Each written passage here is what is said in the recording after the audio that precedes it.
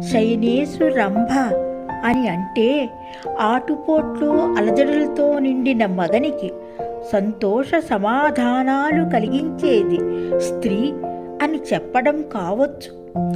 పడక మీద సుఖాలు పండిస్తే బరితెగించింది బజారు ఆడది అన్న నింద పడనూ వచ్చునేమో మరి. నాణేనికి బొమ్మ బొరుసు ఉండక మానువగా మరి. సెలవా మరి. MPL times.